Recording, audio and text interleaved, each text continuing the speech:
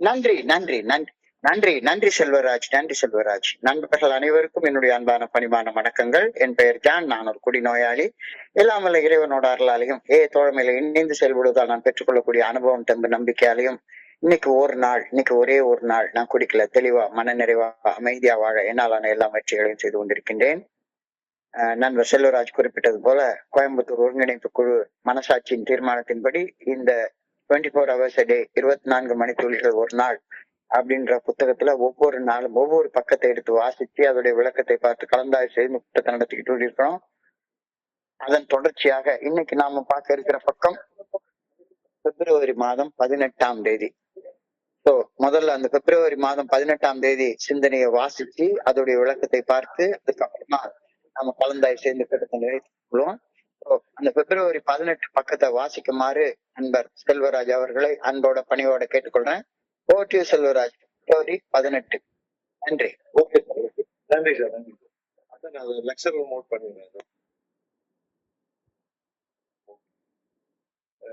24 மணித்துளிகள் ஒரு நாள், பிப்ரவரி 18.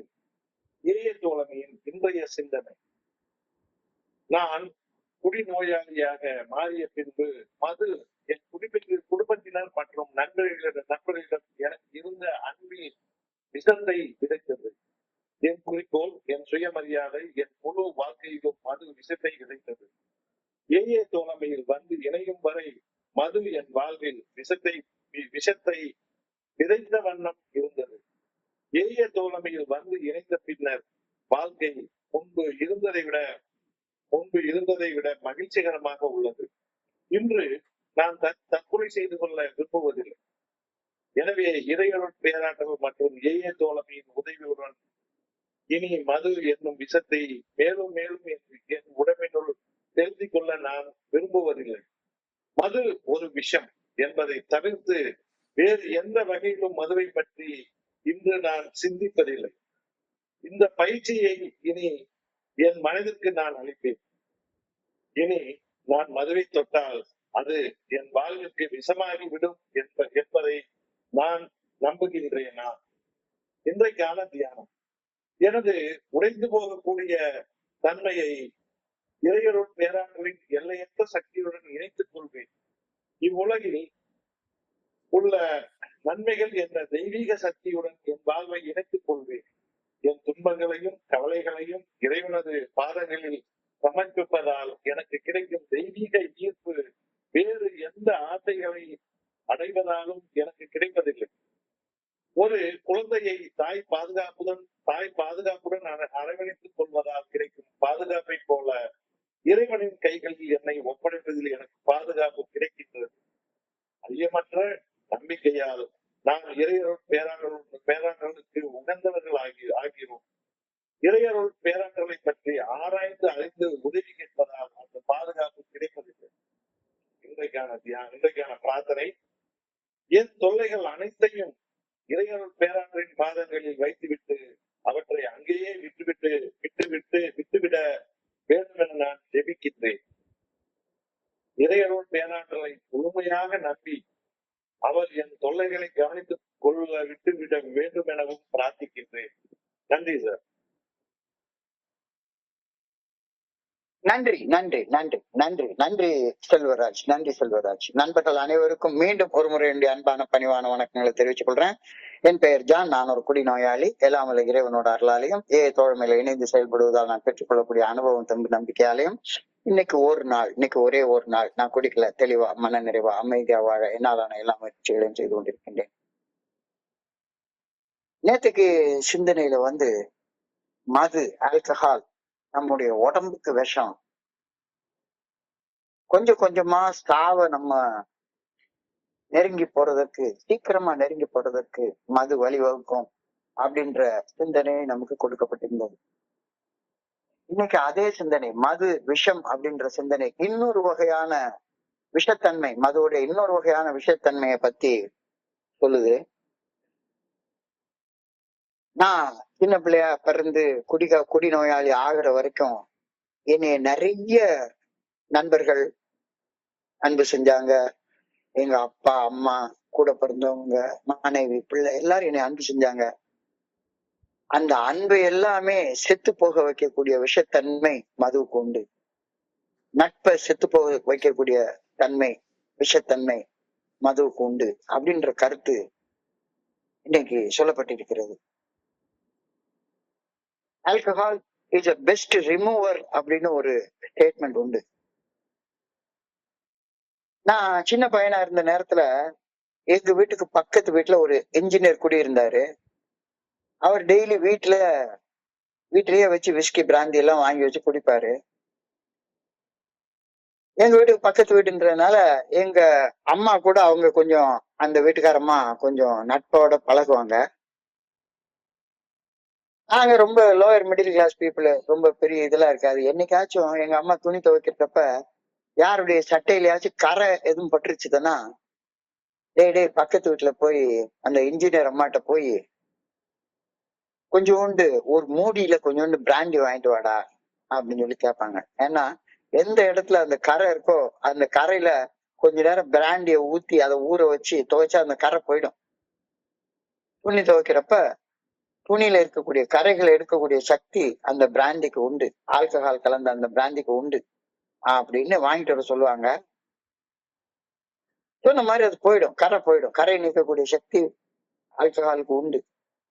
அதே போல நான் சின்ன வயசுல ஒரு நல்ல ஹாக்கி பிளேயர்.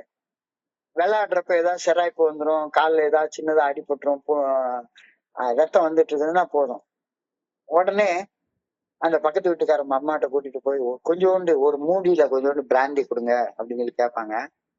ஒரு பஞ்சை வச்சு அந்த அடிபட்டு இருக்கிற இடத்துல, சிராய்ப்பு இருக்கிற இடத்துல அந்த பிராண்டியை வச்சு தடவுனாங்க அப்படின்னு சொன்னா கொஞ்ச நேரத்துக்கு சுறுன்னு எரியும். ஆனா உடனே அந்த எரிச்சல் போய் அந்த சிராய்ப்பு ஆற ஆரம்பிச்சிடும். இந்த டிஞ்சர், ஸ்பிரிட் எல்லாம் ஆல்கஹால் கலந்தது தானே. எங்க அம்மாவுக்கு அது தெரியும். வந்தோடனே அவங்க எங்க எதுக்கு போய் ஆஸ்பத்திரியில போய் அவங்களுக்கு போய் கொஞ்சம் காசை கொடுத்துக்கிட்டு போய் கொஞ்சோண்டு பிராந்திய வாங்கி அடிப்பட்ட இடத்துல தடவுனா சரியாகி போயிடும் அப்படின்னு அவங்களுக்கு தெரிஞ்ச வைத்தியம். அது சரியாவும் போகும். அது ஒரு ஸ்பிரிட் தானே, அந்த ஸ்பிரிட்டை தடவி விட்டா சரியாகி போயிடும். So alcohol is a best remover அப்படின்னு சொல்லுவாங்க. Alcohol is a product of amazing versatility. வெர்சட்டாலிட்டினா சகல கலா வல்லமை. சகல கலா வல்லமை ஆல்கஹாலுக்கு அப்படி ஒரு சகல கலா வல்லமை உண்டு. சகல கலா வல்லமை உண்டு. It will remove strains from the clothes. துணியில இருக்கிற கரையை போக்கும், உடம்புல இருக்கிற கரைகளை போக்கும், இதெல்லாம் உண்டு. ஆனா அத கூட கொஞ்சம் உடம்புக்குள்ளார எடுத்துட்டோம்னா துணியில இருக்கிற கரையை போக்குறதோட சேர்த்து காட்டியிருக்கிற கோவணத்தை அவுத்துட்டு விட்டுரும். காட்டியிருக்கிற கோவணத்தை அவுத்துட்டு ரோட்ல அம்மனமா விட்டுரும், கோவணத்தை ரிமூவ் பண்ணிரும் அப்படின்னு சொல்லி நான் இப்ப தெரிஞ்சுக்கிறேன். It will remove the clothes away from your body. துணியில இருக்கிற கரையை மட்டும் இல்ல, கூட கொஞ்சம் குடிச்சிட்டோம்னா துணியவே ரிமூவ் பண்ணிட்டு விட்டுரும். இன்னும் அதிகமாக பயன்படுத்தினா வீட்டுல உள்ள தட்டு முட்டு ஜாமான் எல்லாத்தையும் மறைய வச்சிடும். ஒன்னும் இருக்காது, எல்லாத்தையும் ரிமூவ் பண்ணிடும். நாம அறையில உள்ள கரைய ரிமூவ் பண்றதுக்கு பயன்படுத்தக்கூடிய பொருள்கள் எல்லாத்துலயுமே ஆல்கஹால் கலந்துருக்கும். அத போல வயிற்றுக்குள்ளார விட்டா, கரையில இருக்கிற கரையை ரிமூவ் பண்றதுக்காக உபயோகப்படுத்தப்படுற மதுவை வயிற்றுக்குள்ளார விட்டுட்டா அது நம்ம தட்டுல இருக்கிற சாப்பாட்டையே மறைய வச்சிரும். சாப்பாட்டையே மறைய வச்சிரும். கல்லீரலுடைய செயல்பாட்டை மறைய வச்சிரும். மூளையில உள்ள சக்திய மறைய வச்சிரும். கண்ணுல உள்ள பார்வையை மங்க வச்சிரும். கண்ணுல பாக்குறப்ப ஒண்ணா தெரியறதுல ரெண்டா தெரிய ஆரம்பிச்சிடும். நம்முடைய ஜீரண சக்தியை மறைய வச்சிரும். நம்முடைய மனசை குழப்பப்படுத்தி மன தெளிவை மறைய வச்சிரும். நம்முடைய மரியாதையை மறைய வச்சிரும். நம்முடைய உத்தியோகத்தை, பணம் சம்பாதிக்கிற திறமையை மறைய வச்சிரும். நம்ம நண்பர்களை, உறவினர்களை மறைய வச்சிரும். குழந்தை குடும்பத்தை மறக்க வச்சிரும். சுத்தம் சுகாதாரமா வாழ்ந்துட்டு இருந்த வாழ்க்கையில சுத்தம் சுகாதாரம் எல்லாம் போயிடும். சுத்தம் சுகாதாரம் எல்லாம் போயிடும். அன்பு, நட்பு, உறவு எல்லாமே மறைஞ்சு போயிடும். சக மனிதர்களை சகிச்சுட்டு வாழக்கூடிய அந்த சகிப்புத்தன்மை மறைஞ்சு போயிடும். ஒரு பர்டிகுலர் டைமுக்கு அப்புறம் அது உயிரையே எடுத்துரும். அது உயிரையே எடுத்துரும். So, alcohol is the best remover. Alcohol is the great remover. Alcohol is a product of amazing versatility. It will remove stains from clothes. It will also remove the clothes of your back. If by chance it is used in sufficient quantity, alcohol will remove furniture from the home, rugs from the floor, food from the table, lining from the stomach, vision from the eyes, and judgment from the mind. Alcohol will also remove good reputations, good jobs, good friends, happiness from children's hearts, sanity, freedom, spouses, relationships, man's ability to adjust life with his fellow men, and in the end, it will remove life also. எவ்வளவு ஒரு ஆழமான ஒரு கருத்தை ஒரு சின்ன கவிதை மூலமாக ஒரு அமெரிக்க கவிஞர் எழுதியிருக்கிறாரு. அதுதான் நான் மேல தமிழ்ல உங்களுக்கு சொன்னேன். ஒரு ஜோக் ஒண்ணு வந்து ஒரு வைரலா நான் ஒரு காலத்துல போட்டேன். அது நினைச்சாலே விழுந்து விழுந்து சிரிப்பேன். ஒருத்தன் வந்து ஒரு டாக்டர்கிட்ட போய் கேக்குறான், ஒரு லேடி டாக்டர்கிட்ட போய், டாக்டர் பிராந்தி குடிச்சா சளி போயிரும் சொல்றாங்களே, அது உண்மையா டாக்டர் அப்படின்னு சொல்லி கேட்பான். உடனே அந்த டாக்டர் வந்து ஒரு வினோதமான ஒரு பார்வையில அந்த குடிகாரனை பார்த்துட்டு சொல்லுவாங்க, குடிச்சா மானம் போகுது, மரியாதை போகுது, வேலை போகுது, சம்பளம் போகுது, பொண்டாட்டி போயிடுறா, உறவு போகுது, நட்பு போகுது, மரியாதை போகுது, எல்லாமே போகுது, இத்தினோண்டு சளி போகாதாடா போடாங்கிட்டு அப்படின்னு சொல்லி சொல்ற மாதிரியான ஒரு ஜோக் வைரல் ஆகி வந்தது. இதுதான் இன்னைக்கு சிந்தனையோடைய முதல் வரி. ஆல்கஹால் வெறுமன உடம்புக்கு மட்டும் விஷம் இல்ல, நம்மளுடைய நட்பு, உறவு, அன்பு எல்லாத்தையும் தூரத்துக்கு எரிஞ்சு எல்லாத்தையும் நம்ம கிட்ட இருந்து எடுத்து போடுற விஷத்தன்மை வாய்ந்தது ஆல்கஹால் அப்படின்ற கருத்து இன்னைக்கு சிந்தனையுடைய முதல் வரியில சொல்லப்பட்டிருக்கிறது. After I became an alcoholic, alcohol poisoned my love, my family, my friends. It poisoned my ambition. It poisoned my self-respect. எல்லாம் எல்லாம் ஒண்ணு விடாம போயிடுச்சு. கொஞ்சம் கொஞ்சம் கொஞ்சம் கொஞ்சமா கடைசியில மானம் மரியாதை போய் அவமானப்பட்டு நிக்கக்கூடிய ஒரு மனுஷனா கொண்டாந்து விட்டுரும். அது அதை குடிக்கிற அந்த மனுஷனை மட்டும் அஃபெக்ட் பண்றது இல்ல, அவன் குடும்பம், நட்பு மொத்தத்தையும் அஃபெக்ட் பண்ணுது. அவன் வாழக்கூடிய இந்த சமுதாயத்தை அஃபெக்ட் பண்ணுது. அதனாலதான் alcoholism is a family disease அப்படின்னு நாம சொல்றோம். ஒருத்தன் குடிக்கிறான், ஆனா அவனை சுத்தி வாழக்கூடிய அவனுடைய குடும்பத்தினர், நண்பர்கள் எல்லாருக்கும் அது விஷமா மாறுது. எல்லாருக்கும் அது விஷமா மாறுது. Alcohol poisoned my whole life. Alcohol poisoned the whole of my life. And friends, until I became a fellow of the Fellowship of Alcoholics Anonymous. Alcoholics Anonymousல வந்ததுக்கு அப்புறம் தான், ஓ இவ்வளவு விஷத்தன்மை வாய்ந்ததா இந்த மது அப்படின்றது அதுக்கு அப்புறமா தான் எனக்கு புரிய வந்தது. அது வரைக்கும் எனக்கு புரியவே இல்லை. ஆல்கஹாலை நான் வந்து ஒரு பெரிய ஒரு நல்ல விஷயமாவே நினைச்சிட்டு இருந்தேன். மதுதான் என் வாழ்க்கைய சந்தோஷமா உள்ளதா ஆக்குது, மதுதான் என்னுடைய வாழ்க்கைக்கு ஒரு அர்த்தத்தை கொடுக்குது, மது குடிச்சாதான் என்னால போதையில சுகமா இருக்க முடியுது, மது குடிச்சாதான் என்னுடைய நோய்கள்லாம் போகுது, மது குடிச்சா என்னுடைய சந்தோஷம் ரெட்டிப்பாகுது. ஈவன் மனைவி கூட இருக்கிற நேரத்துல கூட கொஞ்சோண்டு மது குடிச்சாதான் அந்த காதல் வாழ்க்கையே கூட சந்தோஷமா மாறுது. இப்படிதான் நான் தப்பா நினைச்சிட்டு இருந்தேன். இன்னைக்கு எழுதிட்டாங்க, alcohol poisoned the whole of my family, friends, until I became the member of the Fellowship of Alcoholics Anonymous. Alcoholics Anonymous member ஆகுற வரைக்கும் இந்த மது என் உடம்புக்கு மட்டுமில்ல, என்னை சுத்தி வாழக்கூடிய என்னுடைய குடும்பத்துக்கும் நட்புக்கும் அது ஒரு விஷம் அப்படின்றது எனக்கு புரியவே இல்லை. இப்ப புரியுது. My life is happier in fellowship than it was when I was not in fellowship. தோழமையில இருக்கிறப்ப, தோழமையில இல்லாதப்ப. மது குடிச்சப்ப தோழமை என்ற உணர்வே எனக்கு இல்ல. போதை வந்த போது புத்தி இல்லையே, புத்தி வந்த போது நண்பன் இல்லையே, புத்தி வந்த போது நண்பன் இல்லையே. ஸோ இப்ப தோழமையில இருக்கிற நேரத்துல எனக்கு லைஃப் வந்து சந்தோஷமா, ஆனந்தமா, நிம்மதியா, நிறைவா இருக்குது. ஆல்கஹால் குடிச்சிட்டு இருந்தப்ப ஒவ்வொருத்தரா என்னுடைய வாழ்க்கையில இருந்து விலகி போய் எரிச்சு போய் என் கூட பிறந்த தங்கச்சி, என்னை பெத்தெடுத்த அப்பா, என்னை பெத்தெடுத்த அம்மா, என் மனைவி, இவங்க கூட எனக்கு இருந்த அன்பு, உறவு, இது எல்லாத்துக்கும் அது விஷமா இருந்துச்சு.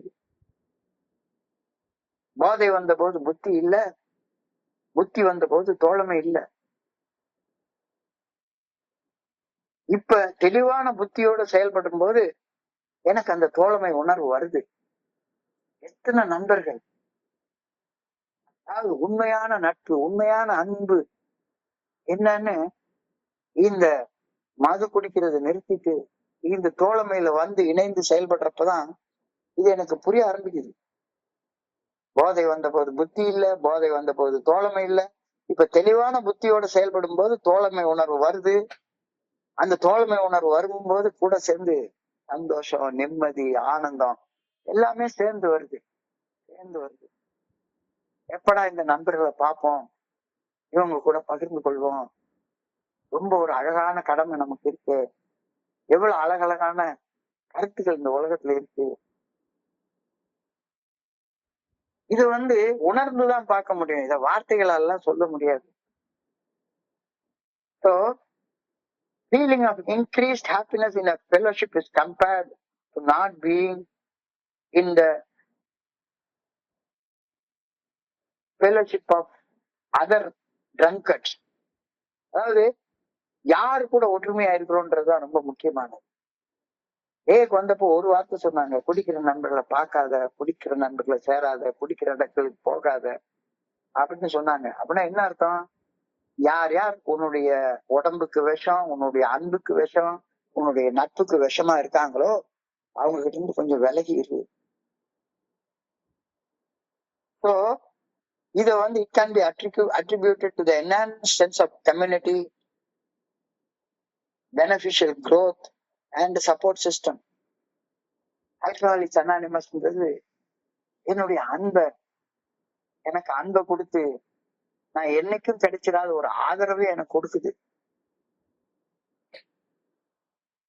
ஸ்ட்ராங்கர் சென்ஸ் ஆஃப் கம்பேனியன்ஷிப், ஒரு தோழமை உணர்வு. நான் தனியானவன் இல்ல, என்ன மாதிரி இந்த உலகத்துல கஷ்டப்பட்டு இன்னைக்கு நல்லா வாழ்ந்து கொண்டிருக்கிற நண்பர்கள் நிறைய பேர் இருக்காங்க அப்படின்ற ஒரு sense of companionship, personal growth and beneficial growth. தனி மனிதன்ல நான் 29 வருஷங்களுக்கு முன்னால இந்த ஏஏ ஃபெல்லோஷிப்ல வந்து இணைஞ்சப்ப என்ன நிலைமையில இருந்தனோ அந்த நிலைமையில இருந்து இன்னைக்கு எவ்வளவோ வளர்ந்திருக்கேன். முழுமையா அடையவே இல்லை. ஆனாலும் கூட நான் இருந்த நிலைமையில இருந்து பல மடங்கு வளர்ந்திருக்கேன். என்னுடைய தனி மனித வாழ்க்கை நல்லா வளர்ந்திருக்கு. எனக்கு பயன்படுற வகையில நான் வாழ்றேன், என்னுடைய குடும்பத்துக்கு பயன்படுற வகையில வாழ்றேன், என்னுடைய சமுதாயத்துல என்னுடைய நண்பர்களுக்கு பயன்படுற வகையில வாழ்றேன். எனக்கு அன்பும் ஆதரவும் கிடைக்குது. என்னாலேயும் அன்பு செலுத்த முடியுது, ஸ்பான்சர் பண்ண முடியுது, அன்பையும் ஆதரவையும் பெற்றுக்கொள்ள முடியுது, அன்பையும் ஆதரவையும் பகிர்ந்து கொடுக்க முடியுது. Exposure to new ideas and opportunities, இது இந்த தோழமையால கிடைக்குது. அதாவது என்னுடைய குருஜி சொல்லுவாரு, இங்க பாருப்பா, நீ மட்டும் தனி மனுஷனாக குடிச்சுட்டே இருந்தேன், நான் சொல்றதா ரைட்டு, எப்ப பார்த்தாலும் நானே பேசிட்டு இருக்கணும் அப்படின்னு நினைச்சேன்னா அட் மேக்சிமம் உனக்கு தெரிஞ்சதுதான் உன்னால பேச முடியும். ஆனா காது கொடுத்து கேட்க ஆரம்பிச்சேன்னா உனக்கு தெரியாத விஷயங்களை தெரிஞ்சுக்க முடியும். Exposure to new ideas and growth opportunities எப்ப கிடைக்குது? நீ வந்து ஃபெலோஷிப்ல இருக்கிற நேரத்துல மட்டும்தான் அது கிடைக்கும். தோழமையில இருக்கிற, அன்போட இருக்கிற, நட்போட இருக்கிற நேரத்துல மட்டும்தான் அது கிடைக்கும். Exposure to new ideas and opportunities, ஏகப்பட்ட வாய்ப்புகள். இன்னைக்கு என்னைய மதிச்சு ஒரு கூட்டத்துக்கு கூட்டிருந்தாங்க. எல்லாம் 15-16 வயசு மதிக்கத்தக்க குழந்தைகள் படிக்கக்கூடிய ஒரு இன்ஸ்டிடியூஷன். ஒரு கவர்மெண்ட் ஆர்கனைஸ் ஃபங்க்ஷன். அதுக்கு வந்து அசிஸ்டன்ட் கமிஷனர் ஆஃப் போலீஸ் வந்து தலைமை தாங்கி நடத்தினாரு. என்னைய சிறப்பு பேச்சாளராக கூப்பிட்டாங்க. அந்த காலேஜுக்கு போய் பாக்குறப்ப அந்த சின்ன சின்ன குழந்தைகள், 15, 16 வயசு குழந்தைகள், அதுல உள்ள ஆம்பளை பசங்க எல்லாம் அவங்களுக்கு யாரோ ஒருத்தன் கஞ்சா கொடுக்குறான். கஞ்சாவை குடிச்சுக்கிட்டு அது கிளாஸ கட் அடிச்சுட்டு சினிமா போயிட்டு அந்த மாதிரி இருக்கக்கூடிய குழந்தைகள்கிட்ட என்னால போய் பேசுறப்ப உண்மையிலே அந்த அசிஸ்டன்ட் கமிஷனர் வந்து தெரிஞ்சுக்கிட்டு, ஆல்கஹாலிக்ஸ் அனானிமஸ்னு இப்படி ஒரு விஷயம் இருக்கா, மோசமான குடிகாரர்களுக்கு கூட, மோசமான குடிநோயாளிகளுக்கு கூட ஒரு புனர்ஜென்மம் இருக்கா அப்படின்னு ரொம்ப அதிசயிக்கத்தக்க வகையில பார்த்தாரு. So my life is happier in fellowship than it was when I was not in fellowship. தோழமையில இருக்கிறப்ப எனக்கு கிடைக்கக்கூடிய அமைதி, நிம்மதி, நிறைவு தோழமையில இல்லாதப்ப எனக்கு கிடைக்கல. So இந்த 29 வருடங்களாக நான் அனுபவிச்சுட்டு இருக்கக்கூடிய சந்தோஷம், நிம்மதி, நிறைவு, ஆனந்தம் நாளுக்கு நாள் வளர்ந்து கொண்டே போயிட்டு இருக்குது. அப்ப என்ன பண்ணணும்? விஷத்தை சாப்பிடக்கூடாது, விஷத்தை சாப்பிடக்கூடாது. Share the challenges, share the challenges. எத்தனையோ பேரு இதை விட்டு வெளியே வர முடியாம சில பேர் ரொம்ப கஷ்டப்பட்டுட்டு இருக்காங்க. எவ்வளவோ வாழ்க்கையில சவால்கள் இருக்கு, எவ்வளவோ வாழ்க்கையில சவால்கள் இருக்கு. வேலை போயிடுச்சுது, பொண்டாட்டி போயிட்டாங்க, பண பிரச்சனை, கடன் பிரச்சனை, எத்தனையோ சவால்கள் இருக்கு. இந்த சவால்களை எல்லாம் கடந்து வந்த அனுபவங்களை ஒருத்தருக்கு ஒருத்தர் பகிர்ந்து கொள்றப்ப இன்னொரு மனுஷரும் அவர் வாழ்க்கையில அந்த சவால்களை கடந்து வர்றதுக்கான ஒரு வாய்ப்பை நாம உருவாக்கி கொடுக்கிறோம். So my life is happier in fellowship than it was when I was not in fellowship. அழகான வார்த்தை எனக்கு எழுதியிருக்காங்க. My life is happier in fellowship than it was when I was not in fellowship. ஏன் இதை 3 தடவை திருப்பி சொல்றேன்னா அவ்வளவு ஆழமான அர்த்தம் நிறைந்த வார்த்தை இது. ஃபெலோஷிப்ல இருக்கிறப்ப என்னுடைய தலைமை பண்பு வளருது, லீடர்ஷிப் குவாலிட்டிஸ், லீடர்ஷிப் எபிலிட்டிஸ். நான் வெறுமனே சும்மா அடுத்தவங்களை ஏமாத்தி பழைக்கிற பழைப்பு வாழல. எல்லாரையும் முன்னால நின்று தலைமை தாங்கி வழி நடத்தக்கூடிய அந்த தலைமை பண்பு வளருது. ஏன்னா இப்ப என்னுடைய வாழ்க்கையை நான் தலைமை தாங்கி நடத்திட்டு இருக்கிறேன். லீடர்ஷிப் குவாலிட்டிஸ் வளருது. என் வாழ்க்கைக்கு ஒரு டைரக்ஷன் கிடைச்சிருக்கு, என்னுடைய வாழ்க்கைக்கு ஒரு டைரக்ஷன் கிடைச்சிருக்கு. Fellowship gives direction. ஒரு நல்ல ஒழுங்கான வழிகாட்டுதல் எனக்கு கிடைச்சிருக்கு. Gain confidence. ஒரு காலத்துல அடுத்த நாள் வாழ முடியுமா, செத்து போயிடுவோமே அப்படின்ற நம்பிக்கை இழந்த நிலையில சூசைடல் தாட்ஸோட வாழ்ந்துட்டு இருந்த என்னால இப்ப தன்னம்பிக்கையோட எனக்கு மட்டும் இல்ல, என்னை சுத்தி வாழக்கூடிய மனிதர்களுக்கு தன்னம்பிக்கை கொடுக்கக்கூடிய மனிதனாகவும் வாழ முடியுது. Fellowship gives self-respect and makes me unique. அது ஒரு காலத்துல எனக்கு அந்த சுயமரியாதைன்றது மருந்து கூட கிடையாது. Low self esteem. செத்து போயிடணும் அப்படின்ற அந்த இது போக fellowship gives me self-respect and makes me unique. அந்த உலகத்துல எல்லாருமே உன்னை விட நான் சிறந்தவன்ல, என்னை விட நீ சிறந்தவன்ல, எல்லாரும் சமந்தான். ஆனா எல்லாரும் தனித்தன்மை வாய்ந்த மனிதர்கள். ஒவ்வொருத்தரும். இன்னைக்கு ஒரு நண்பரோட நான் ஒரு டிரைவர், அவர் கூட கார்ல கிட்டத்தட்ட ஒரு 10 கிலோமீட்டர் ஓட்டிட்டு போனாரு என்னை அந்த இடத்துக்கு கூட்டிட்டு போறது. அவருடைய டிரைவிங் ஸ்கில்ல பார்த்தா அவ்வளவு அழகா ஸ்பீடா போறாரு. அதே நேரத்துல பயங்கர சேஃப், 100% சேஃபோட அவர் ஓட்டுறாரு.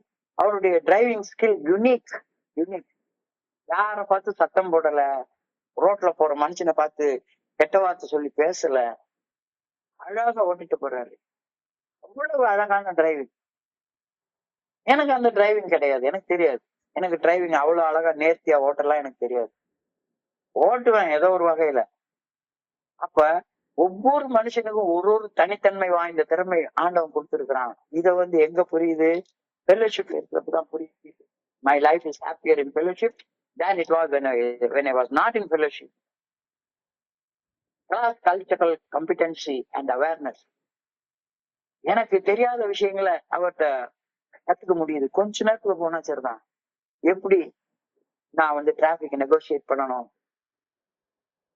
அல்லது அங்க போனா ஒரு ஒரு போலீஸ் அசிஸ்டன்ட் கமிஷனர்கிட்ட ஒரு ஒரு இன்ஸ்பெக்டர் ஆஃப் போலீஸ் ஒருத்தர் வந்திருந்தார். அவர் கூட ஒரு 1/2 மணி நேரம் பேசி சாப்பிட்டு நேரத்துல அவர்கிட்ட பண்றப்ப cross cultural competency and awareness இதெல்லாம் தோழமையில இருக்கிறதுனால தான். இல்லாட்டி போனா காது கொடுத்து கேட்கவே மாட்டேன்.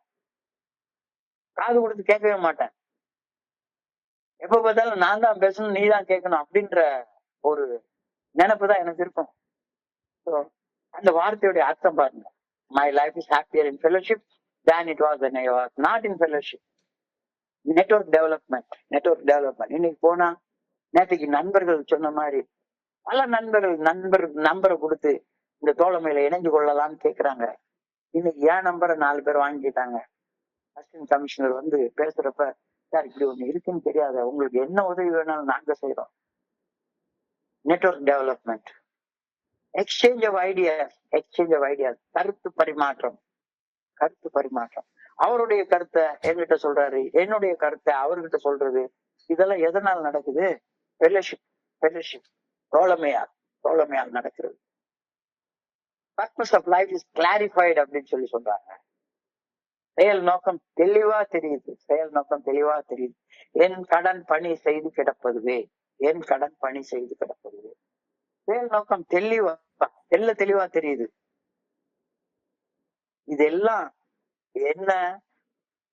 மதுன்ற ஒரு பொருளை குடிச்சிட்டா அது விஷம்.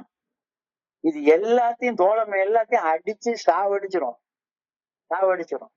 தனியாக்கிறோம், மறுபடியும் தனியாக்கிறோம். என்னுடைய குடும்பத்தோட, என்னுடைய நண்பர்களோட, என்னுடைய சமுதாயத்துல இருந்து அவங்களோட இணைஞ்சு வாழ்றதற்கு இந்த மது வந்து விஷம். நேற்றுக்கு சிந்தனையில என்னுடைய உடம்புல ஏற்பட்ட 7008 நோய்களை நான் சொன்னேன். இன்னைக்கு ஃபெலோஷிப், மது என்னுடைய ஒரு சக மனிதனோட தோழமையோட, அன்போட, நட்போட, உறவோட வாழ்றதற்கு விஷம் அப்படின்ற கருத்து இன்னைக்கு சொல்லப்பட்டிருக்கிறது. Do I believe that liquor will poison my life if I ever touch it again? இதான் இன்னைக்கான சிந்தனை. Do I believe that liquor will poison my life if I ever touch it again? நான் திரும்ப போய் மதுவை போய் குடிச்சேன்னா அது என்னுடைய வாழ்க்கையில என்ன சுத்தி இருக்கக்கூடிய தோழமை எல்லாத்தையும் சாகடிச்சிரும் அப்படின்னு இப்ப நான் நம்புறேன்னா, இந்த சிந்தனையை யோசிச்சு பாருங்க. Do I believe that liquor will poison my life if I ever touch it again? ரொம்ப அழகான கடைசி சிந்தனைகளை கொடுத்திருக்காரு. இதை தொடர்ந்து சரி, தோழமை எப்படி தக்க வச்சுக்கிறது? தியானம். Linking frail nature with limitless divine power. Linking my frail nature with limitless divine power. Frail nature, frailனா பலகீனமான இயல்பு, நலிந்த இயல்பு, வலுவில்லாத இயல்பு, தளர்ந்து போன ஒரு இயல்பு. இதுதான் frail nature. இது மனுஷ இயல்பு. தெய்வ இயல்பு லிமிட்லெஸ் டிவைன் பவர். அது தெய்வ இயல்பு, அது இறைவனுடைய இயல்பு. லிமிட்லெஸ் டிவைன் பவர், எல்லையற்ற இறையர் பேராற்றல். இந்த பிரபஞ்சத்தை இயக்கக்கூடிய பிரபஞ்ச இயக்க பேராற்றல், அது லிமிட்லெஸ் டிவைன் பவர். ஸோ என்னுடைய மனித இயல்பு பலகீனமானது, நலிஞ்சது, வலுவில்லாதது, ரொம்ப தளர்ந்து போனது. ஆனா எனக்குள்ளாரையே இன்னொரு இயல்பு என்ன இருக்கு? எல்லையற்ற இறையர் பேராற்றல் எனக்குள்ளார ஆன்மாவாக, உயிராக எனக்குள்ளார இருக்கு. ஸோ ரெண்டுமே கலந்ததுதான் நானு. ஐ ஆம் மேன் ஆஃப் ஃப்ரெயில் நேச்சர். ஒரு சாதாரண மனுஷனாக என்னுடைய உடம்பையும் மனசையும் மட்டுமே வச்சு வாழ்ந்து கொண்டிருந்தேன்னா ரொம்ப பலகீனமான வாழ்க்கையை தான் வாழ்ந்து கொண்டிருப்பேன். ரொம்ப பலகீனமான, நலிஞ்சு போன, வலுவில்லாத, தளர்ச்சியான வாழ்க்கையை தான் வாழ்ந்து கொண்டிருப்பேன். அது என்னுடைய மனித இயல்பு. ஆனா என்னுடைய அந்த மனிதனுக்குள்ளாரையே, என்னுடைய உடம்புக்குள்ளாரையே என்னுடைய உடம்பை இயக்கக்கூடிய ஒரு எல்லையற்ற இடையர் பேராற்றல், இந்த பிரபஞ்சத்தை இயக்கக்கூடிய பிரபஞ்ச இயக்க பேராற்றல் இருக்குது. சென்ட் பால் வேதத்துல ஒரு வார்த்தை எழுதுறாரு, என் உடம்புக்குள்ளார இவ்வளவு பலகீனம் இருக்க, வலி இருக்க, இந்த நோய் இருக்க, அதாவது சதையில தச்சிருக்கிற முள் போல, தான் இந்த பிளஷ் அப்படின்னு சொல்லுவாங்க. ஒரு சதையில ஒரு முள் தச்சு இருக்குதுன்னு வைங்களேன், உறுத்திக்கிட்டே இருக்கும், உறுத்திக்கிட்டே இருக்கும், உறுத்திக்கிட்டே இருக்கும். ஆண்டவா அந்த பலகீனத்தை என்கிட்ட எடுத்து போட்டுருங்க, அந்த பலகீனத்தை என்கிட்ட எடுத்து போட்டுருங்க அப்படின்னு மன்றாடி கேட்டேன் கடவுள்கிட்ட. கடவுள்கிட்ட இருந்து கிடைச்ச பதில், என் கிருபை உனக்கு போதும், பலகீனத்தில் என்னுடைய பலன் பரிபூர்ணமாக விளங்கும் அப்படின்னு ஒரு பதில் வருது. அதாவது என்னுடைய ஃப்ரெயில் நேச்சரை நீக்கிடுங்க, என்னைய அப்படியே பயங்கர ஒரு ஸ்ட்ராங்கான மிருக பலம் உள்ள ஒரு மனுஷனா மாத்துங்க அப்படின்னு சொல்லி அவர் கேட்கிறாரு. மிருக பலம் உள்ள மனுஷனாக இருந்தாதான் பாலியல் வாழ்க்கையிலயும் அந்த வாழ்க்கையிலயும் இந்த வாழ்க்கையிலயும் நான் பயங்கர ஒரு ஸ்ட்ராங்கான மனுஷனாக இருக்க முடியும், அப்பதான் சுகத்தை நிறைய அனுபவிக்க முடியும் அப்படின்றதுக்கு கடவுள்கிட்ட இருந்து வர்ற பதில், என் கிருபை உனக்கு போதும், உன்னுடைய பலகீனத்தில் என்னுடைய பலன் பரிபூர்ணமாக விளங்கும். இறையருள் பேராற்றலின் எல்லையற்ற ஆற்றல் என் மூலமாக பரிபூர்ணமாக வெளிப்படுவதற்காக மட்டுமே நான் பலகீனனாக படைக்கப்பட்டுள்ளேன். எவ்வளவு பெரிய தியானம். நாம ஐமன் ஆல்கஹாலிக், ஒரு சாதாரணமான மனுஷன், என்னுடைய சக்திக்கு ரொம்ப ரொம்ப குறுகிய எல்லைதான் உண்டு. ஆனா நான் என்னுடைய குறுகிய எல்லையை நான் உணர்றப்ப, என்னுடைய பலகீனமான இயல்பை உணர்ற நேரத்துல, என்னுடைய நலிந்த இயல்பை நான் உணர்ற வர நேரத்துல, என்னுடைய தளர்ச்சியை நான் உணர்ற நேரத்துல, எனக்கு உள்ளார இருக்கக்கூடிய அந்த மாபெரும் இறையர் பேராற்றல் இட் மேனிஃபெஸ்ட் அப்படின்னு சொல்லி சொல்றாங்க. My grace is sufficient for you, my grace is sufficient for you, but my power is made perfect in your weakness. இதெல்லாம் புரிஞ்சு கொள்ள ரொம்ப கஷ்டமான வார்த்தை. My grace is sufficient for you, but my power, அதாவது God's power, இறையர் பேராற்றலுடைய ஆற்றல், பிரபஞ்ச இயக்க பேராற்றலுடைய ஆற்றல், அது உன்னுடைய வீக்னஸ் நீ ஒப்புக்கொள்ளும் போது உன்கிட்ட இருந்து வெளிப்படும். வலுவற்ற உடல், சோதனைக்கு உட்படுத்தப்பட்ட மனம், எல்லாவற்றையும் அது உள்ளார ஒரு ஆன்மா இருந்து இயக்கிக்கிட்டு இருக்கு. இது ஏற்கனவே பிரிக்க முடியாத தொடர்புல உள்ள ரெண்டு, உடலும் ஆன்மாவும் இன்னைக்கும் நம்ம எல்லாருக்கிட்டையும் தொடர்புல தானே இருக்கு. இந்த தியானம்லாம் சாதாரண குடிநோயாளிகள் எல்லாம் சிந்திச்சு கூட பார்க்க முடியாத தியானம், எந்த மீட்டிங்லயும் நம்ம கேட்க முடியாத தியானம்.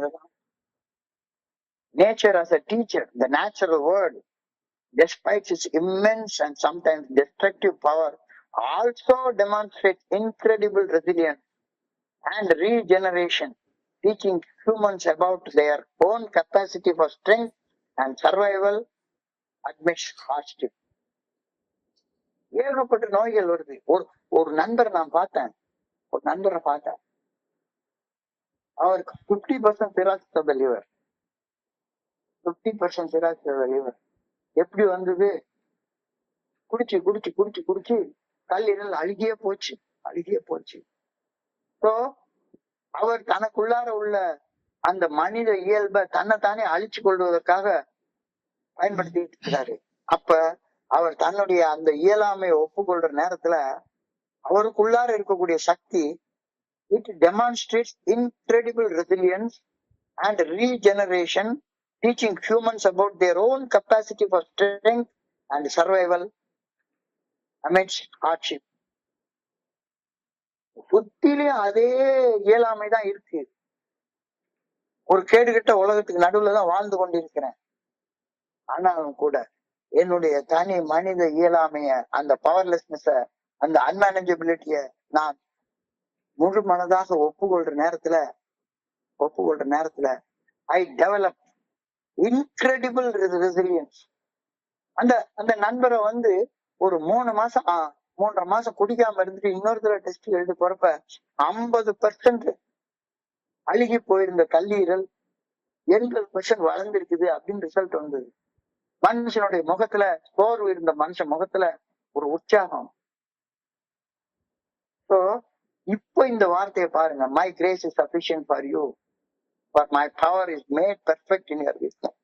என் கிருபை உனக்கு போதும், என்னுடைய அருள் உனக்கு போதும். பலகீனத்தில் என்னுடைய பலன் பரிபூர்ணமாக விளங்கும், பரிபூர்ணமாக விளங்கும். இறையருள் பேராற்றின் எல்லையற்ற ஆற்றல் என் மூலம் பரிபூர்ணமாக வெளிப்படுவதற்காக மட்டுமே நான் இந்த பலகீனமான உடலோட படைக்கப்பட்டிருக்கிறேன். So, linking frail nature with limitless divine power.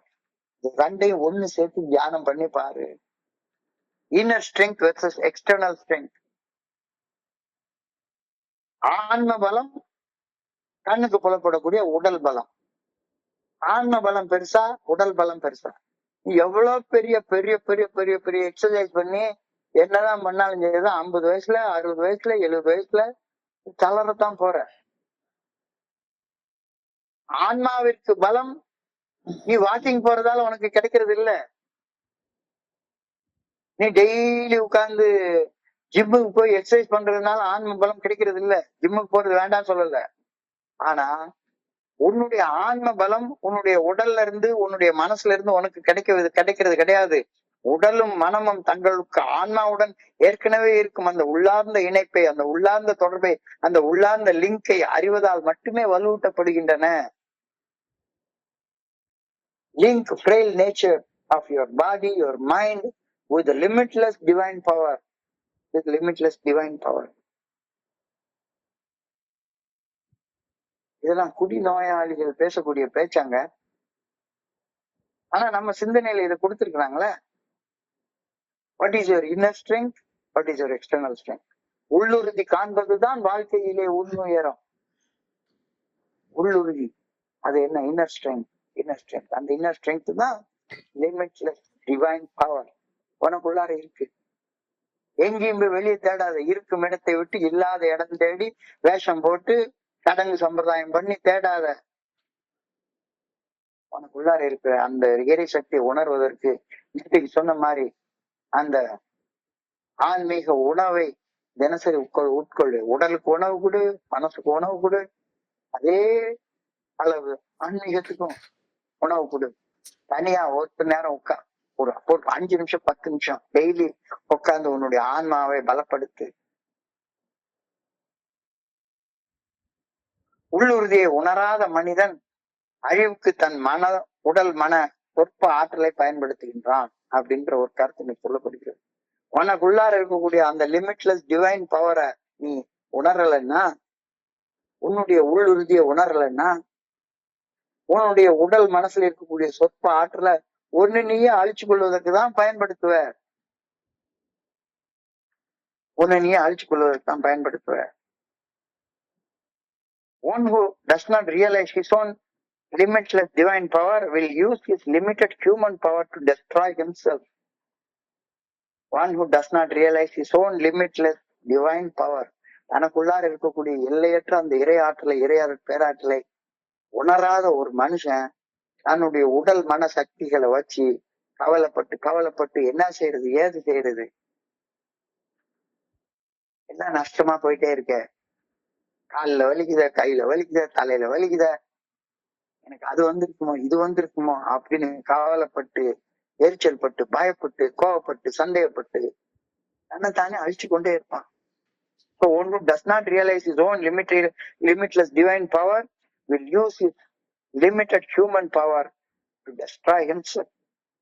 உள்ளுறுதியை உணராத மனிதன் தன்னுடைய உடல் மன சொற்ப ஆற்றலை தன்னைத்தானே அழிச்சு கொள்வதற்கு தான் பயன்படுத்திட்டு இருப்பான். கொஞ்சம் ஆழமாக சிந்தனையை குளிச்சுகள் தியானம் பண்ணி பாரு. I will link my life with the divine power for good in the world.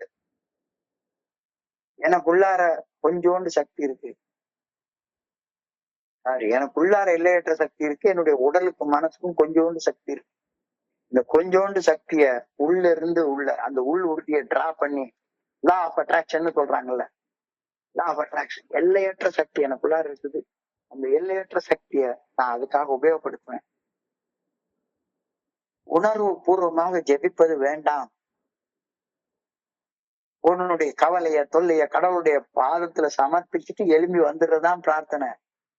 So I will trust God like a child who places its tangled skein of wool in the hands of loving parent to unravel.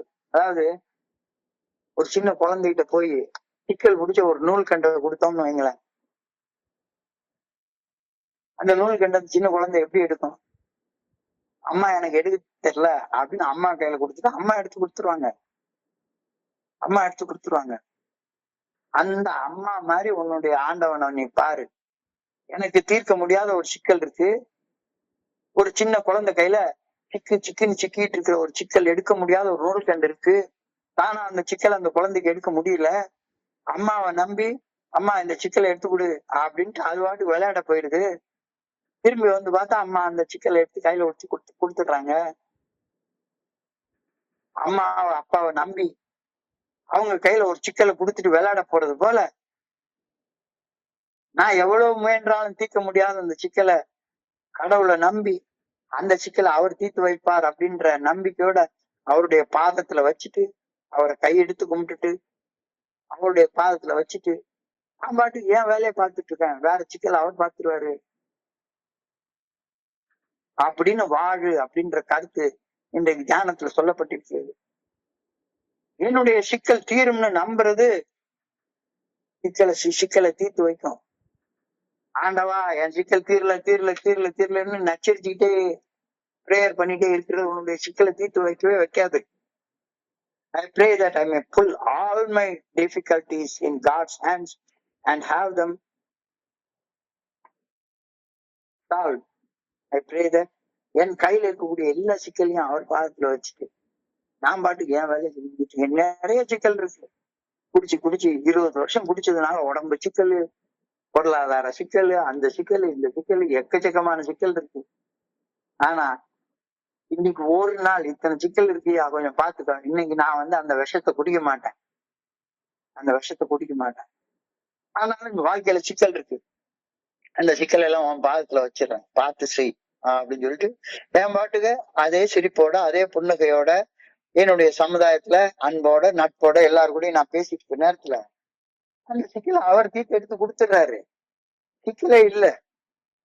I pray that I fully trust God to take care of all those difficulties. அது எனக்கு விஷம்னு நம்பிட்டேன், இனி அதை தொடக்கூடாதுன்னு முடிவு பண்ணிட்டேன். இது இன்னைக்கான சிந்தனை. ஆனாலும் வாழ்க்கையில சிக்கல் இருக்கு. மதுவை குடிக்கல ஆனாலும் சிக்கல் இருக்கு. குடிச்சா இன்னும் கூட ஒரு சிக்கல், கூட ஒரு முடிச்சுதான் விழும். அதனால குடிக்காத. அந்த சிக்கல் எல்லாம் எடுத்து கடவுளுடைய பாதத்துல வச்சிரு. உன்னுடைய சிக்கலான பிரச்சனைகளை உன்னை அழிச்சுக்கிறதுக்கு அடுத்த கோப்பை மதுவை போய் குடிக்கிறதுக்கு பதிலாக ஆண்டவர் பாதத்துல வச்சுட்டு இன்னைக்கு ஒரே ஒரு நாள் 24 மணி நேரம் குடிக்காம வாழ ஆரம்பிச்சிரு. அவர் அந்த சிக்கலை தீர்ப்பான்னு நம்பி ஒரு பிரார்த்தனையை பண்ணிட்டு விட்டுரு. காலப்போக்குல சிக்கல்லாம் தீர்ந்து போயிரு. நிறைய நண்பர்கள் சொல்றாங்க பேர்னிங் ஷேரிங் இருக்கா, வந்து ஷேர் பண்ணுங்க. பேர்னிங் ஷேரிங்னா என்ன? சிக்கல் சிக்கலை தீர்க்கிறதுக்கு 25 வருஷமாவே உள்ள எரிஞ்சுக்கிட்டே இருக்கா?